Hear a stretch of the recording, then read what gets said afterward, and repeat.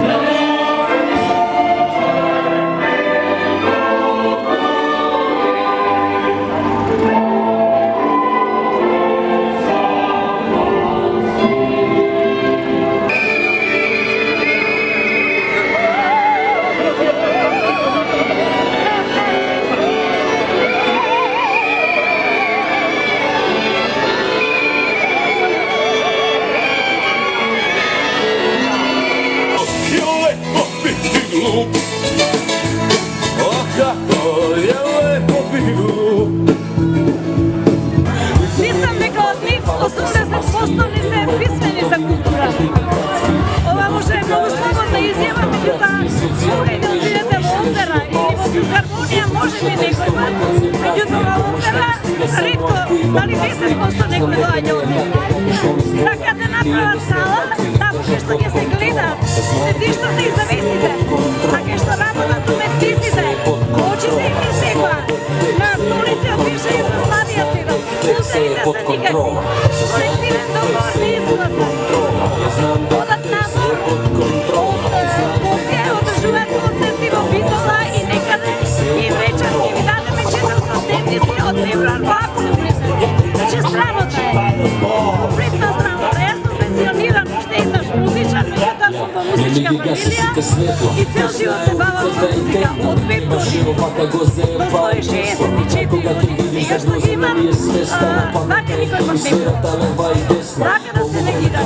Мислам, секој може да заврши факултет за 4-5 години и 6 ако треба. Меѓутоа од 5 години да свириш цел живот со сами, а деградирани комплетно, страшно. Ова нигде го нема во ниједна држава. И друго уште да додадам. Било кога да се изирате, било кога, дали е опера или е концерт, сам спечен концерт, што го дава операта, удобно за операта, филхармонијата е повеќе музикална, заради што они се знаат. Меѓутоа, операта се дава по 2 часа или 3, на утро кога сите спијат, како да не постои публика што е заинтересирана или луѓе што се пусти во таа област. Се дава, ако се има вечерна концерта, има утре вечер да го дадат на телевизија или никој друго време. Кога ќе го отворите тој закон за култура, првото нешто на кое што ќе наидете е преименувањето на уметниците во даватели на услуги од областа на уметност. Со што Министерството сака да не претвори нас во административна војска и да не ги скрати правата и слободите на творењето. Во тој ист закон, противуставно и против законот за работни односи, договорот на неопределено време е преименуван во договор на определено време на 5 години. И сите вработени во културните институции треба да подложат после секоја 5 година на реаудиција. Реаудицијата како чин нам не ни представува некаков страшен проблем, но свесни сме дека таа нема да биде спроведена објективно и нема да се користи за да се отстранат сите оној неквалитетен уметнички кадар од институциите, во случајот кај нас театрите, туку ќе служи за вршење притисок и манипулација на сите оние кои што мислат различно од актуелната власт. Ние, уметниците сме против тоа да бидеме дел од некаква партиска војна, нити сега, ниту во иднина. Со новите измени на законот, донесени по брза поставка на Собраниска седница февруари оваа година, нашите колеги од театарот, мислам на сценските работници, инспициенти, суфлери и слично, треба да имаат сертификат за англиски јазик, а некои од нив треба да имаат и курс по информатика. Ова е многу битна информација затоа што не мислам дека тие луѓе го имаат прочитано законот за да го знаат ова и никаде во законот не е наведено кој ќе ги покрие тие средства за тие курсеви. Претпоставувам дека тие луѓе со и така мизерната плата од свој џеп ќе ги дадат тие пари. Во тој закон исто така се вметнати критериуми на бодување кои што заради природата на нашата професија во пракса се апсолутно неспроведливи. Министерството за култура нас не бодува исклучиво квантитативно, најверојатно затоа што не доживува како луѓе кои што работат во фабрика и склопуваат некакви си делови за машина за перење, без да имаат свест за тоа дека нашата професија, професијата на уметниците е физички немерлива.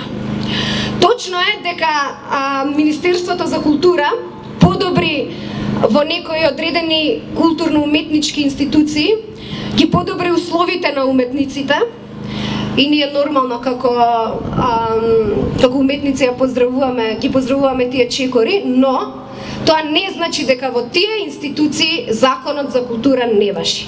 Тоа не значи дека ние уметниците треба да молчиме. Јас ги повикувам сите колеги уметници да застанат јасно и гласно против овој закон за култура, која ќе се среди оваа политичка криза, се надевам за брзо време, да седнеме и да побараме повлекување на овој закон, формирање на нов закон со комисиска расправа, јавна дебата или што да е, каде што ние уметниците ќе бидеме дел од креирањето со кој што ќе си ги подобриме нашите услови, нашиот статус и нашите работнички права. Ви благодарам.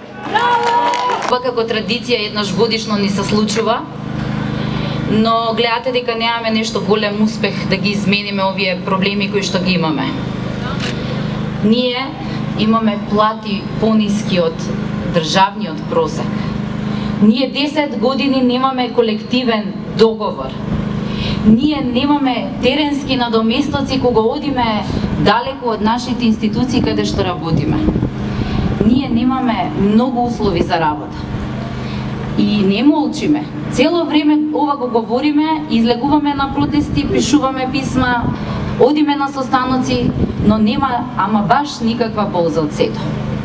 Но јас верувам, еве од денеска па натака, од како прв пат сме во поголем број, 20 институции во културата, ќе направиме чекор, голем чекор, за да си ги подобриме овие услови.